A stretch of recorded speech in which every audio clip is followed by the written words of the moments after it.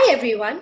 Today I would like to welcome a very special friend of mine who I had the privilege of doing my antenatal classes with a few years ago.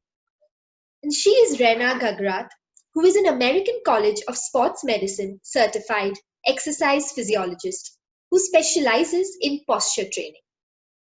Over the years, she has used her knowledge to create special programs for pregnant women to help them stay healthy, energetic, and pain free. In short, they absolutely sail through their pregnancy. She's got a magic touch, and I'm so happy to have her with us today, imparting her knowledge. So, thank you, Rena, for being a part of our interview series. Uh, My pleasure, Christine. so, I would like to start off with the first question, which is that you help people sail through their pregnancy. So, could you share some of your secrets with our viewers? So, I believe that every woman is different and every pregnancy is unique. I think the crux of my programming is customization. So, whenever somebody comes to me, the first thing I do is, just know their medical and health history, know if they have any bone joint problems, any medical conditions that they've developed during pregnancy or had from before, and that just helps me create a very robust program for them. And because of that, I feel like they see a huge difference when they do the exercises. And also the exercises are designed in such a way that they are not they are like low to moderate intensity, which is exactly what you need during pregnancy. So the women leave the exercise studio feeling more energetic and not completely tired and exhausted after their workout. So I think that is the secret, if you would like to call it. Okay. Okay. So, what are the things that one should bear in mind while they are exercising during pregnancy? Are there some do's? Are there some don'ts? What is your advice on that? So there are a couple of basic do's and don'ts that apply to everybody, and there are some that are more specific from person to person. So, firstly, you shouldn't be doing any crunches or flexion in your tummy area. However, what you do need to do is you still need to activate your core. So you should be doing a lot of balance training that helps you to activate your core, but you're not really crunching.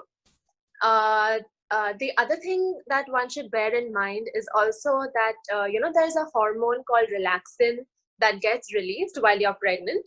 Now, what this hormone does is that it helps to make your joints and muscles lax so that it allows you to make room for the baby. So, but on the flip side, what it also does is because your muscles and joints have become lax, you tend to, get aches and pains easily. You tend to get injured easily. So, what I would definitely recommend is that when you're doing a prenatal program, avoid doing programs that are more generalized that you find online. But do, it's a very delicate period in your life. So do seek out, more professional experts who specialize in prenatal care, because there are a lot of things that you need to keep in mind when you're doing your prenatal exercises. Okay. Yeah, that's interesting because there are a lot of these antenatal classes that happen, and then like 15, 20 people in a class, and everyone's doing the same exercise. And there's not that level of one-to-one that's I feel really needed during pregnancy. Yeah, that's right. So actually, that's how my journey began also, because I had women who came to me prenatal and then they got pregnant, but then they realized that what the difference is when you seek out proper professional help as compared to going to like a bigger class that's more generalized. And it's not really right or wrong, but I think one should invest that time and money into seeking out proper expertise, especially when they are expecting. Of course. Okay.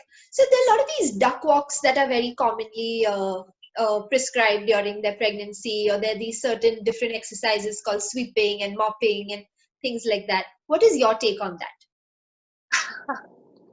So, what I would say is do something that your body is comfortable to doing and used to doing. So, the first most important rule is listen to your body, because your body has changed so much. There is another life growing inside of you. There are so many hormonal changes taking place. So, first thing is, don't compare what you could do before pregnancy to after pregnancy in terms of your exercise and your energy levels. And B, don't do whenever you start anything, take it slowly, I would say. So if you've never mopped the floor in your life, if you haven't swept, if you haven't done duck walks before, just don't go all out in the ninth month, which is what I have seen with a lot of pregnant women, that suddenly they start mopping and sweeping and start doing duck walks, everything in the ninth month. And then invariably they do land up with some form of discomfort, or they start slightly bleeding, or there are some other complications that happen because their body is just not used to it. So whatever you choose to do or whatever you decide to do, make sure that your body is feeling comfortable with that movement. Just because somebody said duck walks are good, don't just do it. You also specialize in posture, and you believe a lot in how your posture kind of dictates a lot of aspects of your health. So, could you give a few tips regarding this to pregnant or expectant mothers, or any exercises that you uh, recommend? yeah, absolutely. So I believe that posture and alignment is the most important thing. If you have good fitness begins with a good posture, whether you're pregnant or not. But especially when you're pregnant, what happens is that you're growing disproportionately in the front of your body, and because of that, your center of gravity changes. So you have to know, your body needs to understand how to bring itself back to center. So the most important thing is, I'm just going to demonstrate it for you, that when you're growing in the front, what tends to happen is, once the baby becomes bigger and heavier, the first thing that happens is you lose this connection with the core and your back arches. So this is the first thing that happens, where your butt starts jutting out, you're putting more pressure on your lower back, and the weight of the baby is just dropping onto your pelvis. So the most important posture related advice I would like to give is that make sure you're hollowing your abs at all times. So you have to basically imagine that you're letting your body is basically lifting the weight of your baby up and not just letting it drop down.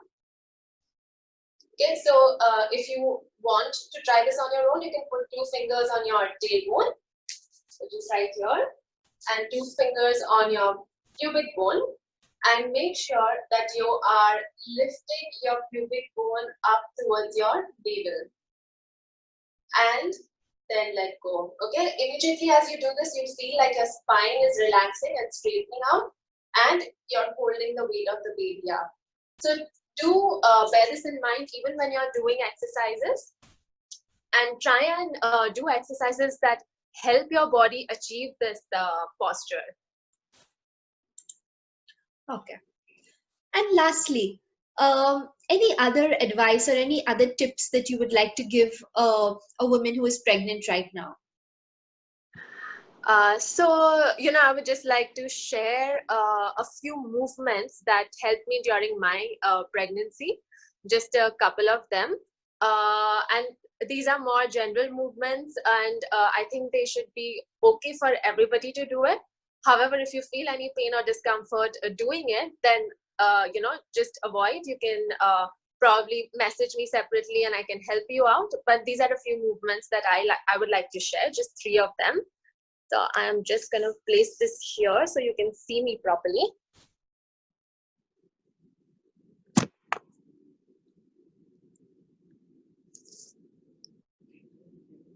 So the first movement is a very common one. It's called the cat and camel stretch. But just try and think about it a little differently, and I will talk while I'm doing the movement, so you know what I mean. First important thing is to get into the correct position. So you have to kind of form a box here with your wrist in line with your shoulder, knees in line with your hips.